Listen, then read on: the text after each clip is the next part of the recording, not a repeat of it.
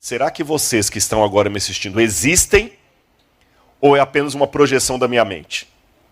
Sabe quando você está sonhando?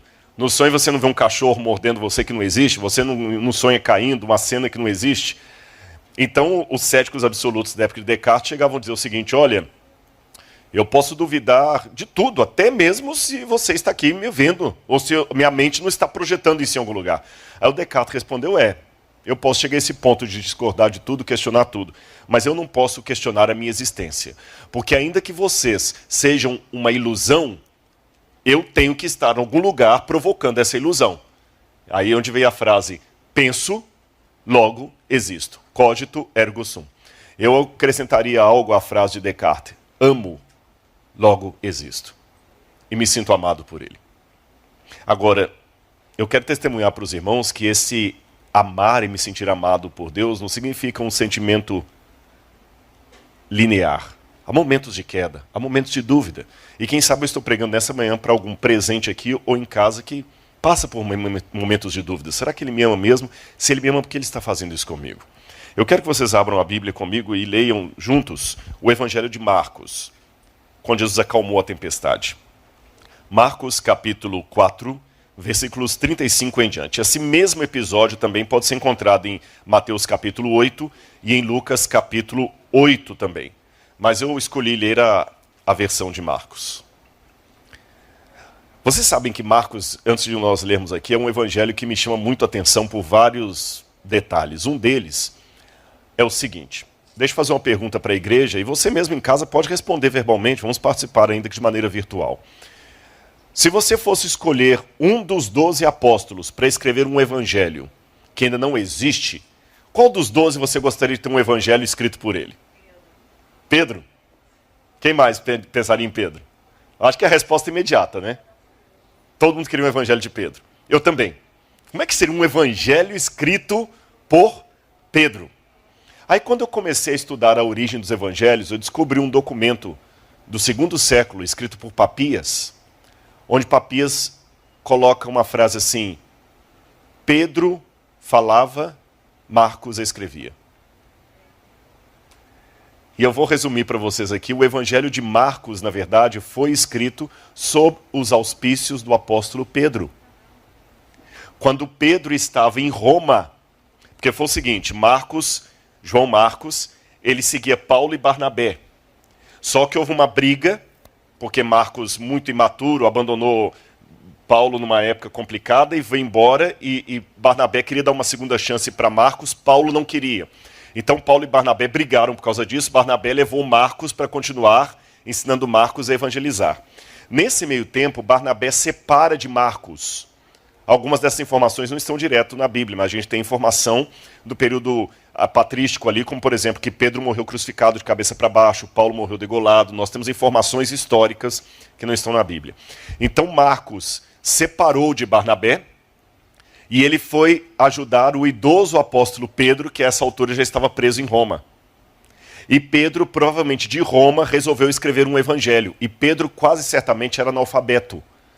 É muito provável que as duas cartas de Pedro e o evangelho não foram escritas direto pela mão de Pedro, mas ele foi ditando para um secretário. Tanto é que as duas cartas têm estilo de redação diferente. Na época bíblica, o autor e o escritor não são sinônimos perfeitos. Eu posso ser um autor do livro e o outro escrever. Por exemplo, quem escreveu a carta aos Romanos? Não foi Paulo. Tércio. Tércio, quando você chega em Romanos, quer ver só para... Depois a gente volta para Marcos, mas só para dar uma esclarecida para os irmãos, que eu acho que pregação também é aula, né? Quando você vai em Romanos, capítulo... Deixa eu virar aqui. Capítulo 16... Romanos, capítulo 16, versículo 22, diz assim: eu, Tércio, que escrevi essa carta, mando saudações ao Senhor. Então quem escreveu Romanos foi Tércio. Mas quem é o autor de Romanos? Paulo. Lembra que eu falei, autor e escritor não é a mesma coisa. Um é o autor, mas quem escreveu foi outro. Então Paulo também é analfabeto? Não. É que era uma outra coisa que eu posso explicar para vocês numa outra oportunidade. Aliás, quarta-feira agora, quem quiser participar, depois vocês podem olhar nas redes sociais, eu vou dar às 20 horas uma aula sobre a Bíblia Sagrada no meu canal do YouTube. E nessa aula eu vou explicar um pouquinho como é que a Bíblia foi escrita e essa questão dos autores aqui, dos secretários, tá bom? Paulo sabia ler e escrever, mas ele usou secretários mesmo assim. E Pedro também usou. E o provável secretário de Pedro para escrever o Evangelho foi Marcos. Aí um outro depoimento que nós temos também patrístico diz que Pedro ele era testemunho ocular e passava as informações para Marcos e Marcos ia redigindo. Agora que eu sei disso, eu posso dizer, tem um Evangelho de Pedro na Bíblia, é o Evangelho de Marcos. E curiosamente falando, o Evangelho de Marcos é aquele que mais acentua os defeitos de Pedro.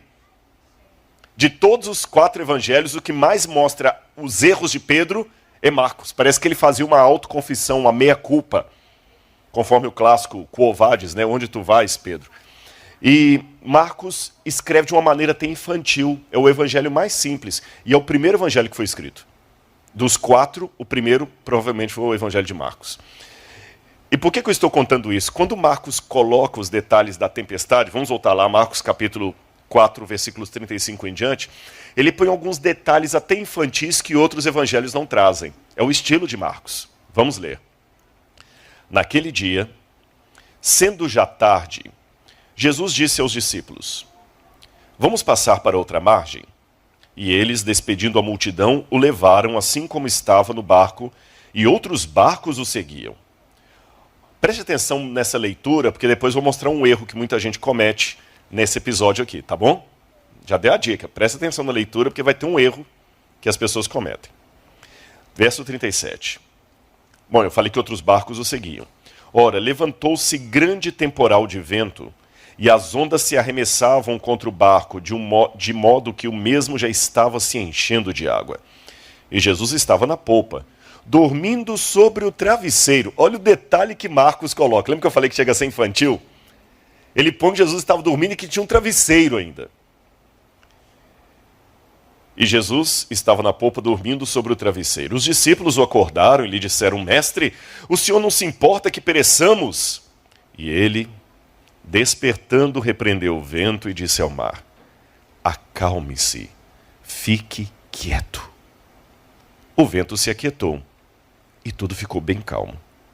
Então Jesus lhes perguntou: por que vocês são tão medrosos? Como é que ainda não têm fé? E eles, possuídos de grande temor, diziam uns aos outros: quem é este, que até o vento e o mar lhe obedecem? Quando a gente estuda essa parábola, a gente, dentro do contexto, fica sua Bíblia aberta, nós aprendemos mais coisa do que nós podemos imaginar. Esse mar da Galileia, eu vou mostrar para vocês daqui a pouquinho o mapa. Esse mar da Galileia, onde isso aconteceu, não é um mar de água salgada, como a praia de Ipanema, a praia de Botafogo. Tem praia em Botafogo? Tem, né? Gente, eu sou de Minas, né? Praia de Mineiro é Juiz de Fora. Praia de Ipanema, praia de Copacabana, de Botafogo. É um mar de água doce, é um lago. É um lago, tá certo? Como a Lagoa da Pampulha em Belo Horizonte. A Lagoa Rodrigo de Freitas aqui é água doce ou... é esgoto. Vocês que falaram, eu só estou repetindo. Mas é água salgada ou é salgada? Mas imagine se a Lagoa Rodrigo de Freitas fosse de água doce. Você entendeu? É como se fosse a Lagoa Rodrigo de Freitas. Aí você pode falar: Rodrigo, se era um grande lago, por que eles chamam de mar? Quem é mineiro sabe responder isso. A gente que não tem praia, qualquer coisa é um lagoão. Para eles, qualquer extensão de água grande era um mar. Yam, em hebraico. Era um mar. E naquela época bíblica, o mar sempre tinha uma conotação muito perigosa, muito assustadora. Se você pegar a mitologia grega, ela está repleta de histórias ou mitos envolvendo o mar. Lembra Ulisses que vai para o mar lá e Poseidon tenta matar Ulisses, enquanto ele vai lá nas guerras de Troia e tudo, depois Ulisses volta. O mar sempre é algo sombrio. Quando você pega os mitos ugaríticos, o mar é onde mora o monstro caótico, o Tiamat, que participa da criação. Você pega a Babilônia também, o mar sempre é tido como algo ruim. E por que eles tinham essa ideia? Gente, porque hoje... Eu vou tomar licença, não me dê essa autorização, Igor. Espero que você não fique bravo comigo. O Igor vai viajar de navio, em segurança. Vai de avião, depois navio. Você não tem hoje o medo de viajar de navio que tinha na época do primeiro século. Porque toda viagem de navio era 80% uma viagem sem volta. Para começo de conversa, os navios não podiam nem precisar que hora iriam sair, porque dependiam do vento e eles não tinham previsão meteorológica como nós temos hoje. Então, por exemplo, um navio que fosse embarcar no porto da Via Ápia, em Roma, ele marcava assim, você tem que estar aqui no dia 15 das calendas de Márcios. Você chegava lá no dia 15... E o navio podia sair 3, 4 dias depois. Você tinha que ficar ancorado ali no porto esperando, porque eles dependiam do vento, era vela. Era vela, e às vezes tinham uns remadores também, mas é uma série de coisas. E eles não sabiam prever, como nós temos hoje, com tanta precisão, se haveria tormentas em alto mar ou não. Por isso que o mar sempre era um lugar perigoso. Muito perigoso. Isso aqui que vocês estão vendo aqui nesse quadro é um mosaico de uma casa de uma pessoa muito rica. Vocês já sabem onde aconteceu. A primeira coisa que me chama a atenção é que Marcos dá um detalhe. Quando Jesus foi, outros barcos o seguiram. Mas quando levantou a tempestade, só tinha o deles. Cadê os outros? Primeira pergunta. Você está disposto a continuar seguindo Jesus mesmo quando a tempestade? Irmãos, isso que eu vou falar para vocês aqui agora é tão recente na minha cabeça. Minha esposa sabe que eu tenho uma mente inquieta. Eu fico sempre elaborando. Não sou um fanático não, viu, gente? A gente assiste série juntos, assiste desenho animado, tira o tempo para a família. Não brinco com isso não, ela sabe disso. Mas ao mesmo tempo, às vezes eu fico assim, eu fico pensando em algumas coisas. Olha, eu pensei nisso aqui. Essa semana me veio um pensamento à cabeça que eu não tinha ainda imaginado. Eu quero compartilhar para os irmãos aqui de segunda mão, porque primeiro eu falei com minha esposa. Olha como é que nós temos a tendência a abandonar Jesus quando a crise apresenta. E quando eu digo nós, estou falando nós mesmo, primeira pessoa do plural. Não estou falando os falsos crentes, não. Eu já vi algumas pessoas que ajudam muito as pessoas, Marcos. Mas quando eles envelhecem ou quando não estão mais na ativa, todo mundo some. Todo mundo some. E eu ainda cuido de uma pessoa que todo mundo some hoje. Mas no passado, até antes de chegar numa igreja, o pessoal queria saber qual que ele ia estar para ele pedir alguma coisa. As pessoas somem. Tanto é que o padre Fábio de Mello uma vez falou um negócio que eu falei, poxa, é verdade. Ele falou assim, as pessoas que realmente importam na sua vida são aquelas que continuarão do seu lado quando você não for mais útil. Eu achei profundo aquilo. Porque hoje vocês estão me convidando para pregar aqui, louvado seja Deus por isso, mas se Jesus não voltar até lá, vai ter um dia que eu vou estar talvez numa cadeira de rodas. Por que não? Não estou sendo pessimista, é a lei da vida.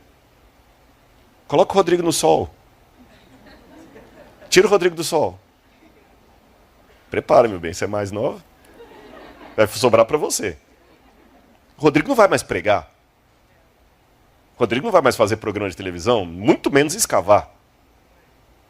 E quantos que hoje assistem Evidências que vão ter paciência para ficar comigo, tira do sol, põe no sol? É nessas horas que você vê realmente quem importa. Quando você não é mais útil. Quando você não tem mais dinheiro para dar, não tem mais energia. E as pessoas somem. E não estou falando que são necessariamente ruins, não. Agora vem o inédito do meu pensamento essa semana. Jesus,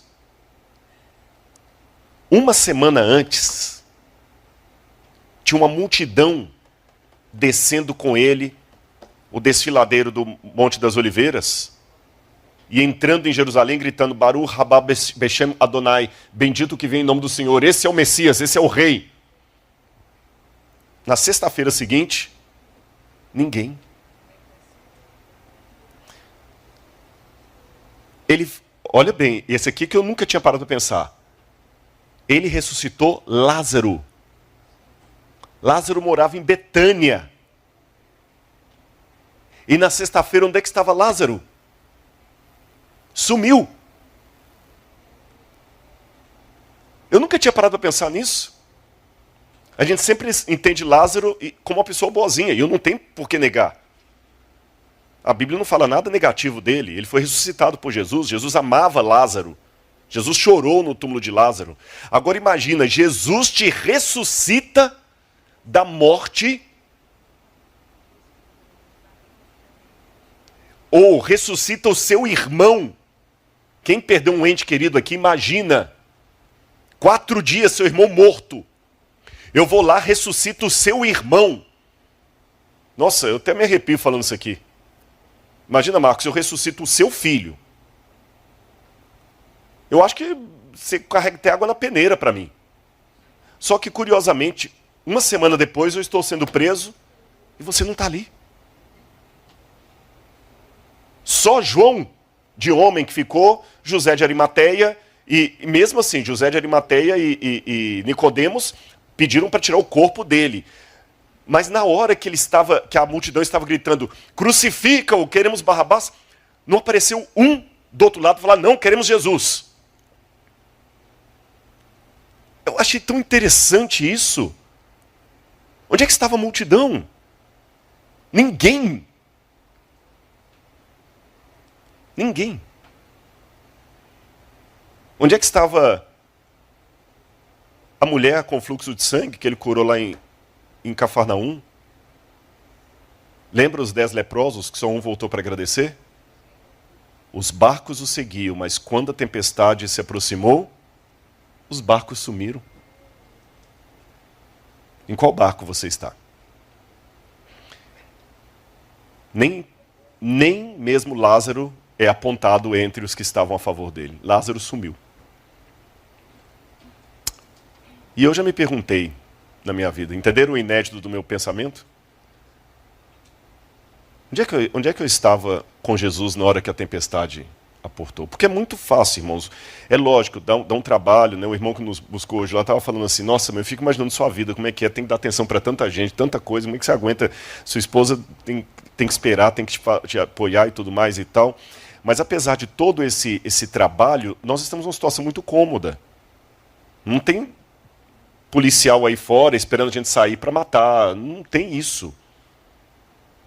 E quando a tempestade aportar? Quando a perseguição vier? Eu quero mostrar para os irmãos também um erro que muita gente comete ao ler esse texto. Esse erro passa até em filmes. Preste atenção no texto desse filme e veja se vocês conseguem apontar onde está a sua fé, que ele perguntou, né? Vocês conseguem apontar onde é que está o erro dessa imagem? Pode falar alguém aqui, você não precisa ter vergonha não. Está no escuro ainda, né? Não conseguiram apontar o erro? Eu vou dar uma pista para vocês. O erro está em relação ao que a Bíblia diz em Marcos capítulo 4, versículo 37. Vamos ver se vocês conseguem pegar aí. O erro está em Marcos capítulo 37.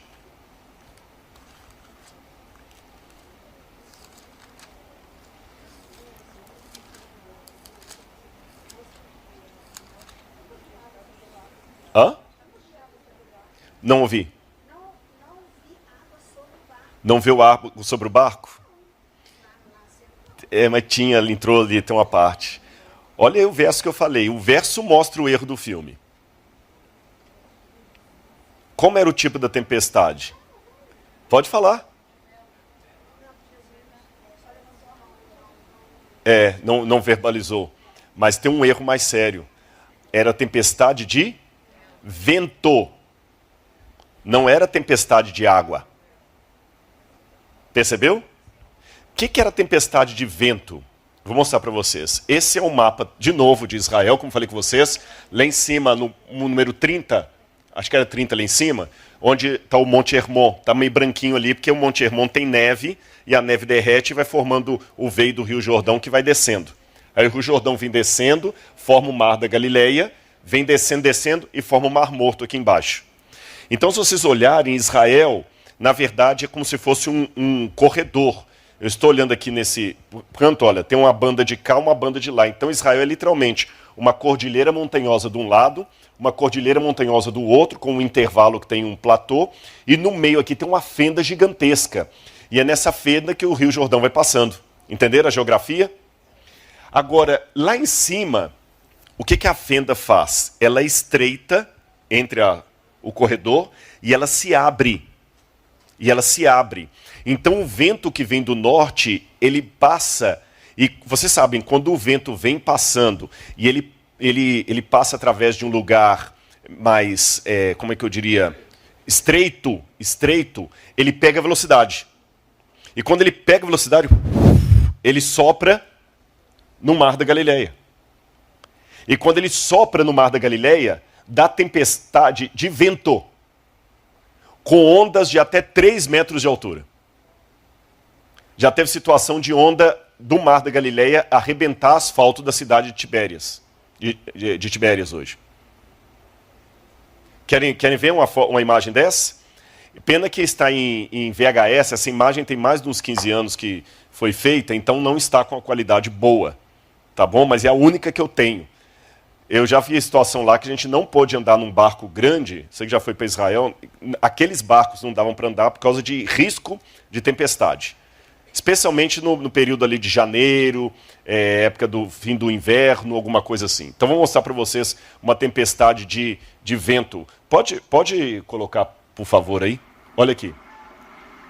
Se vocês observarem, apesar da imagem não estar muito boa, o céu está limpo, sem nuvens. Era um dia de sol. Mas olha as ondas. Então qual foi o erro do filme? Não era chuva, com raios, trovões e água caindo. Era uma tempestade de vento. Agora, até aqui, é uma curiosidade. Mas qual o aspecto espiritual de tudo isso que eu mostrei para vocês? E o que isso tem a ver com aquilo que eu disse da decepção, de não seguir Jesus na hora da tempestade, pular, etc. Eu respondo a essa pergunta começando com uma outra pergunta. Por que os discípulos se admiraram? Olha a última frase deles.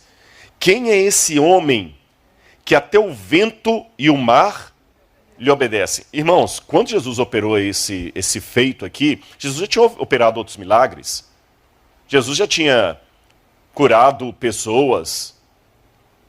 Talvez já tinha multiplicado os pães. Muita coisa Jesus já tinha feito. Então, essa admiração, num primeiro momento, ela fica sem sentido.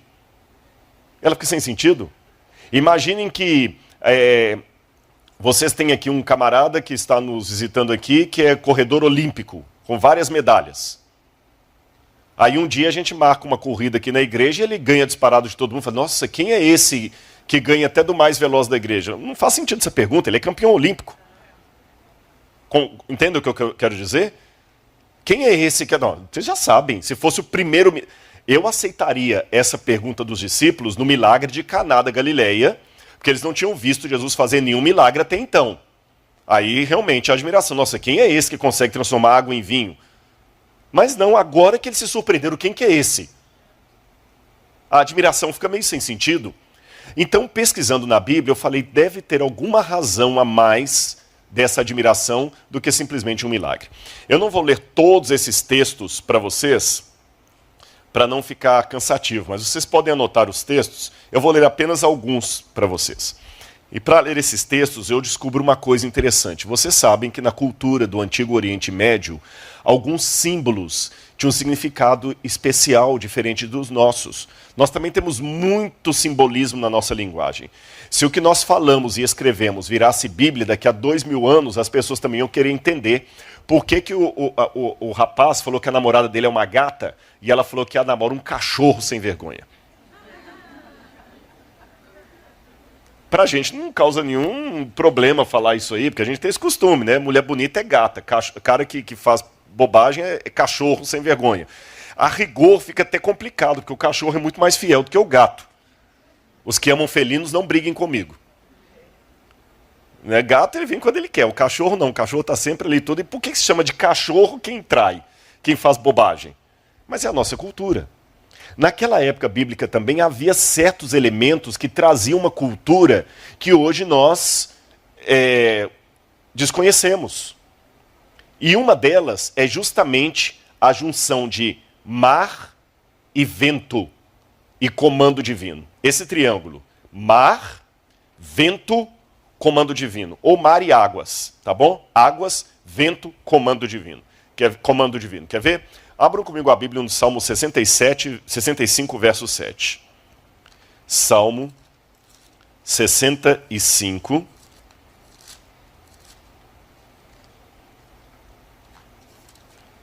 Salmo 65, verso 7. Quando a Bíblia vai falar de Deus, olha o que ela diz. Tu acalmas o rugido dos mares, o ruído das suas ondas e o tumulto dos povos. Lembra que eu falei que na Bíblia mares e águas são símbolos de povos? Tu, Senhor, quem que é o autor dessa ordem aqui? É o Altíssimo. Tu acalmas o rugido dos mares, o ruído das ondas, o tumulto dos povos. Deixa eu explicar para vocês uma coisa interessante sobre os Salmos. Os Salmos são um livro de cânticos do povo de Israel do passado. E os Salmos eram escritos em forma de poesia. Mas a poesia na Bíblia não tem esse sentido que nós temos hoje de mero romantismo ou de métrica e rima. A questão da métrica é discutível. A gente faz sempre poesia com rima. Batatinha quando nasce esparrama pelo chão. Mamãezinha quando dorme põe a mão no coração. Na Bíblia, a poesia geralmente é paralelismo de ideias. A menina era bonita e inteligente. Uma garota charmosa e esperta. Viram o que eu falei? A menina era bonita, inteligente. Uma garota charmosa e esperta. Bonita, charmosa. Inteligente, esperta. Menina, garota. Eu falei a mesma coisa com palavras diferentes. Você podia falar isso com 2 linhas ou com 3 linhas. Às vezes você podia falar de maneira contraditória. Assim como os céus são mais altos do que a terra, assim os meus pensamentos são mais altos que os vossos pensamentos. Ora, Nicodemos, se eu falando das coisas do céu você não entendeu, como que é que eu... Se você falando das coisas da terra você não entende, como que é que eu explico o céu? Esse contraste. E outro detalhe curioso da poesia, ela era tão importante que a poesia era para ajudar a pessoa a memorizar. Isso que eu estou falando é tão importante, é como se eu dissesse em português assim, tome nota. Quer dizer que isso é importante. Se eu estivesse conversando com vocês, fazendo esse sermão em prosa, então não estaria prestando atenção. Mas se eu trocasse a prosa e começasse a falar em poesia, então, peraí, ele está falando em poesia. Quer dizer que é uma coisa muito importante. E os salmos estão em poesia. Vocês viram aqui o paralelismo? Olha, tu acalmas o rugido dos mares, o ruído das ondas, o tumulto dos povos. Rugido, ruído, tumulto. Mares, ondas, povos. Percebeu? Agora, só Deus que faz isso. Querem outro verso? Salmo 89, verso 9. Salmo 89, verso 9. De novo falando de Deus. Dominas a fúria do mar. Quando as suas ondas se levantam, tu as acalmas. Está falando de novo de quem? De Deus. Vamos ver mais um salmo? Salmo 107, 25. Salmo 107, 25. Salmo 107, 25. Pois Deus falou e fez levantar o vento tempestuoso que elevou as ondas do mar. Deus falou, fez levantar o vento tempestuoso e levou as ondas do mar. De novo, Deus é o autor. Olha também o verso 28 a 29. Então, na sua angústia, clamaram ao Senhor, e ele os livrou de suas tribulações. Fez cessar a tormenta, e as ondas se acalmaram. Então se alegraram com a calmaria, e assim os levou ao porto desejado. Quem tem autoridade sobre ventos? Deus. Gênesis 8, verso 1.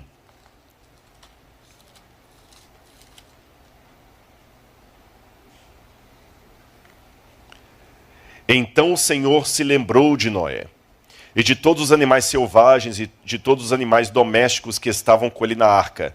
Deus fez soprar um vento sobre a terra, e as águas começaram a baixar. Lembra o triângulo que eu falei com vocês? Deus, mares ou ondas, vento. Vocês estão percebendo o triângulo aqui em todos os textos? Eu vou mais além. Gênesis capítulo 1, versículo 1 em diante. No princípio criou Deus os céus e a terra.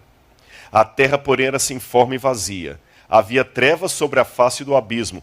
E o Espírito de Deus pairava ou movia. O Espírito de Deus, a palavra para espírito em hebraico é a mesma palavra para vento, ruach. O Espírito, o sopro de Deus, movia por sobre as águas. Quando Jesus foi batizado, é interessante que no hebraico, quando fala que o Espírito de Deus movia sobre as águas, a ideia é como se o Espírito de Deus tivesse com umas asas batendo assim e as águas movendo, como se fosse um pássaro. O verbo é rahap, em hebraico, significa bater as asas e as ondinhas vão formando. E aí vem a criação. Quando Jesus foi batizado, esse mesmo elemento se repetiu. Jesus sai das águas e o Espírito de Deus desce como pomba vindo sobre ele, batendo as asas. Olha que lindo isso aqui. Vamos ler mais uma passagem ou duas? Êxodo 14, 21. Êxodo, capítulo 14, versículo 21. Êxodo 14, 21. Na minha tradução diz assim: Então Moisés estendeu a mão sobre o mar, e o Senhor, por um forte vento leste que soprou toda aquela noite, fez que o mar se retirasse. Deus soprou o vento. Eu podia ler várias outras passagens para vocês, onde a gente vai em Daniel 7:2, a profecia de Daniel, e os 4 ventos agitavam o grande mar. Apocalipse fala dos 4 anjos segurando os 4 ventos. Deus, mares ou águas, vento ou espírito. Quem sempre foi o autor de todas essas ações do Antigo Testamento envolvendo vento, calmaria e mar? Deus. Aí a ficha caiu. Aí eu entendi por que os discípulos ficaram admirados. Sabem por quê? Eles já tinham visto muitos feitos que Jesus havia realizado. Muitos milagres de Jesus. Jesus talvez ressuscitou pessoas. Extraordinário.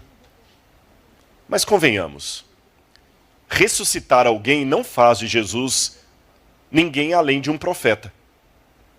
Porque Elias também ressuscitou o filho da viúva, não foi? Os ossos de Eliseu ressuscitaram um homem também. Aliás, o corpo de Eliseu ressuscitou um homem também. Os ossos de Eliseu ressuscitaram o corpo de um homem. Então, ressurreição por ressurreição, outros fizeram no passado. Ah, mas Jesus multiplicou pães e peixes. De novo, Elias também não multiplicou o azeite e a farinha da viúva? Ah, mas Jesus tinha poder sobre os demônios. Sim, mas Davi também, quando ele tocava a harpa dele, os demônios que estavam em Saul iam embora. Davi também era um exorcista.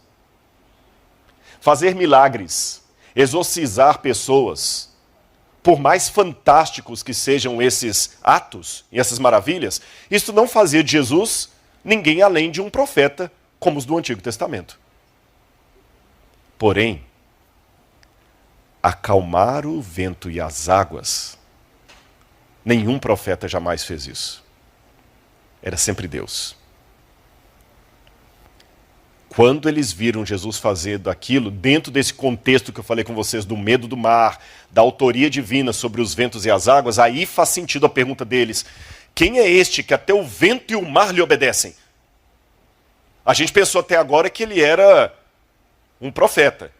Depois começamos a cogitar que ele era o Messias. Mas ele é mais do que profeta e Messias. Será que ele é Deus? Para mim, eu tenho nesse episódio aqui uma prova que os discípulos entendiam a divindade de Jesus. Agora, irmãos, tudo isso aqui é história, explicação e Bíblia. Mas houve muitas vezes em que eu estive no Mar da Galileia em situações as mais diversas possível. Eu já fui mais de 30 vezes para lá. Não falo isso para exibicionismo, não. É para honra e glória de Deus.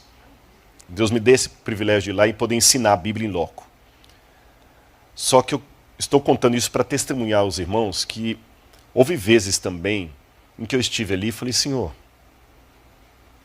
o que está acontecendo?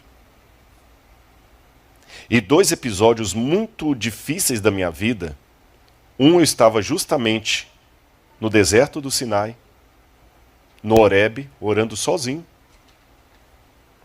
Outro foi no Mar da Galileia. E me caiu a ficha de uma coisa: por que muitas pessoas querem vir para Israel? Por que eu mesmo volto tantas vezes ali? É lógico que tem a questão arqueológica, conhecer o lugar onde Jesus esteve, isso tudo é fantástico. Mas eu percebi em muitas pessoas que me acompanham lá um motivo que vários admitiram depois. Sabe o que é? A gente vive às vezes eu vou criar um paradoxo aqui, mas eu espero que os irmãos entendam. Um silêncio ensurdecedor de Deus. É um paradoxo. Que dá tanta angústia. Onde é que estão os milagres do passado? Aqueles milagres assim, com todo respeito, eu não estou falando milagre assim, quem está com a dor no ombro, levanta e movimenta o ombro. Não estou falando milagre daquele tipo mesmo. Você vê uma pessoa que não tem perna, a perna crescer ali e ele começar a andar, igual Jesus curou o coxo. Você entendeu? Eu estou falando um milagre assim, de um homem estar morto 4 dias lá e alguém foi levantar. Estou falando milagre nesse sentido mesmo. Da pessoa chegar cega mesmo. E o olho voltar a enxergar assim na maior. Alguém está ali no velório. E você se compadecer com a dor daquela mãe sepultando um filho e falar assim: em nome de Jesus, levanta e anda, camarada, levanta no velório. Esses milagres, onde é que estão? O mar abrir. E parece que às vezes a gente vai para lá, para Israel, para pelo menos ficar um pouquinho perto de onde as coisas aconteceram, para ver se algo nos toca. E eu olhei muitas vezes para o Mar da Galileia, e nesse dia específico que eu estou me lembrando aqui, eu falei: Senhor, o Senhor andou sobre essas águas. O Senhor acalmou esse mar. Eu preciso de calma na minha vida. É interessante que às vezes você faz uma oração dessa, e você chora a Deus, você clama, e de repente eu estou fazendo uma descrição autobiográfica da minha vida, mas muita gente deve estar se comparando ou lembrando de si mesmo. Parece que eu estou contando até a sua vida, não a minha. E às vezes você levanta dessa oração mais conformado do que confortado. Até que eu descobri 2 coisas. Deus está realizando milagres todos os dias na minha vida e não estou percebendo. O maior milagre não é aquele milagre, talvez, de abrir o mar vermelho. O maior milagre é continuar acreditando mesmo que o mar não se abra. Porque o mar vermelho se abrindo, por mais maravilhoso que foi aquele ato de Deus, ele não foi tão eficiente. Não estou falando uma heresia. Sabe por que eu digo que o mar Vermelho se abrindo não foi tão eficiente? Porque poucos dias depois eles estavam adorando o bezerro de ouro. Se milagres fossem um salvo-conduto da fé, o povo não iria adorar o bezerro no deserto. O fato deles adorarem o bezerro poucos dias depois demonstra para mim que grandes milagres não ajudam tanto. Eles são uma evidência de Deus, é claro. Imagina um ateu se visse alguma coisa espantosa acontecendo. Mas com o povo de Israel não funcionou. Nem com aqueles que Jesus curou funcionou, porque eu falei que uma semana antes ele curou um monte de gente, ressuscitou um homem. E uma semana depois, isso não serviu para impedi-lo de ser morto. Então, milagres têm a sua limitação. E eu percebi na Bíblia que os maiores milagres que deram um resultado positivo foram os milagres que são tão simples que nem merecem ser contados. E um desses milagres, vocês estão vendo aqui nessa manhã, eu estar aqui de pé contando isso para vocês. Porque pode parecer muito fácil. Não, hoje está aqui bacana e tudo, a esposa apoiando e tudo e tal. Você não sabe os infernos nos quais eu participei ou nos quais eu visitei. Eu posso não saber os infernos que você apresenta ou que você enfrenta. Você também não sabe os meus. E mesmo que eu os contar para você, você vai ter uma ideia. Porque só quem enfrentou mesmo sabe o que é. E ele me pôs aqui de novo para falar para você que ele pode acalmar o mar hoje. O que eu aprendo desse episódio? Em primeiro lugar, ele é Deus. Em segundo lugar, não interessa se ele estava acordado ou se ele estava dormindo. O que importa é que ele estava no barco. Não interessa se a sua oração está sendo respondida ou não respondida. O que importa é que ela está sendo ouvida. E se ela está sendo ouvida, cala, fica na sua. Ele sabe o que está fazendo. Confia.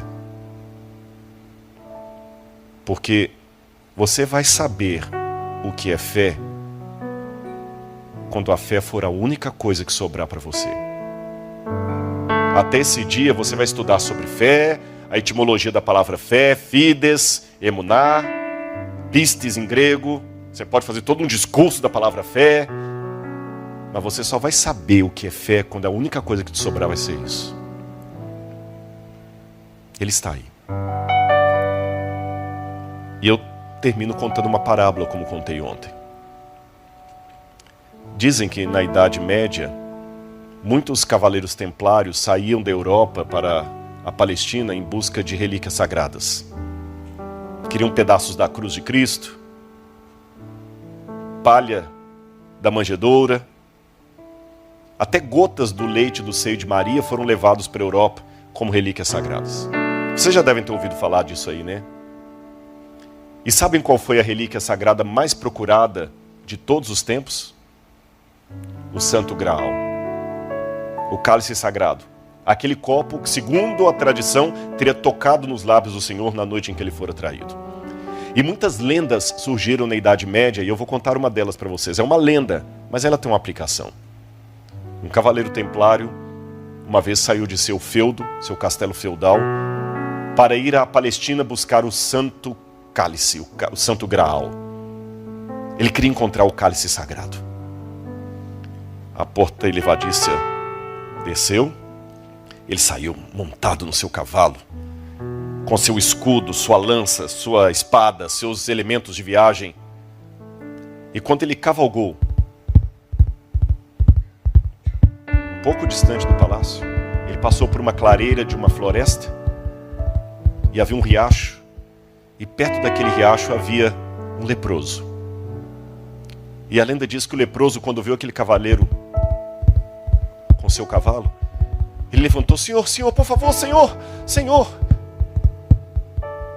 estou cansado e morrendo de sede, um pouco d'água por amor ao céu. e levantou um copo. E aquele cavaleiro viu o copo, o riacho estava ali, mas o leproso não podia pôr a mão na água do riacho porque ele era leproso. Ele iria contaminar a água, e se ele colocasse a mão na água e alguém o visse, o mataria. Então, mesmo perto do riacho, aquele leproso precisaria de alguém que, por misericórdia, desse água para ele. O cavaleiro olhou para aquele leproso e pensou, não, mas algum servo do meu castelo vai vir aqui buscar água e vai atender esse homem. Eu tenho uma caravana me esperando na cidade próxima, não posso perder tempo com ele. Desculpe, amigo, eu estou com muita pressa, eu tenho que buscar o cálice sagrado. Mas, Senhor, eu tenho sede, sinto muito, alguém vai te ajudar. E foi na poeira da estrada, deixando para trás a silhueta daquele leproso. A lenda conta que passaram-se os dias, os meses e os anos, e depois de uma árdua busca, aquele homem ficou frustrado. Sua pele ficou enrugada, queimada pelo sol, os cabelos se tornaram brancos. Ele perdeu tudo, toda a sua riqueza, e não conseguiu achar o cálice sagrado. Só lhe sobraram 3 coisas. O seu castelo, a essa altura abandonado, o seu cavalo e parte da sua armadura. Ele volta, frustrado.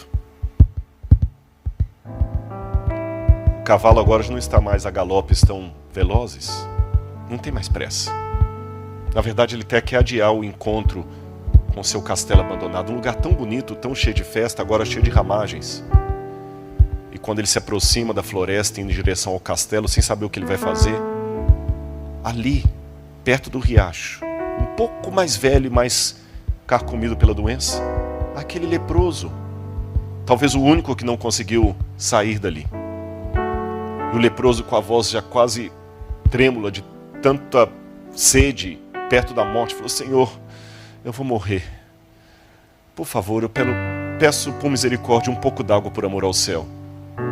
E estica o copo, quebrado. Sem pressa, ele desce do cavalo, pega o copo da mão do leproso e leva a água. E quando ele leva a água, essa lenda diz que num primeiro momento houve um brilho, que ele se assustou. E aquele copo se transformou na mão dele, não era mais um copo velho quebrado, mas era o santo graal que ele estava procurando tanto. E o leproso já não era mais um leproso, mas a figura reluzente do próprio Filho de Deus. Eu sei que é uma lenda, isso não aconteceu. Mas ela serve para dar uma lição para todos nós, como Jesus, ao contar suas parábolas, perguntava o que vos parece. À semelhança daquele cavaleiro andante, muitos de nós buscamos longe o que está perto. Aquele dia que eu orei no Mar da Galileia, pedindo um sinal, nada de extraordinário aconteceu. Nada de extraordinário aconteceu. Não houve vento soprando na água, nem acalmando a água. Não vi ninguém andando sobre a água. Não vi nenhuma multiplicação de peixes. Nada aconteceu. Porém, anos e anos depois daquela situação, onde eu não via luz no fim do túnel, eu chego a essa igreja e vejo uma garotinha que, por sinal, tem o nome da minha esposa, Laura. Quantos anos você tem, Laura? 10 anos. E traz o meu livro para eu assinar. O milagre está aqui. Uma garota de 10 anos trazendo o meu livro de arqueologia para eu assinar. Que é um livro que traz hebraico, grego, acadiano, egípcio. Olha o milagre aqui. Eu estou aqui podendo assinar o livro para ela. Não busque longe o que está perto. Tá bom? Não abandone o barco de Jesus por causa da tempestade que se levantou. Não volte, continue com ele. A tempestade dá medo. Todo mundo recuou. E mesmo que ele estiver dormindo, ele está aí no barco. Pode ter certeza. Porque ele estava no meu barco. Mesmo que eu talvez não estivesse percebendo isso. Que Deus abençoe você nesse momento.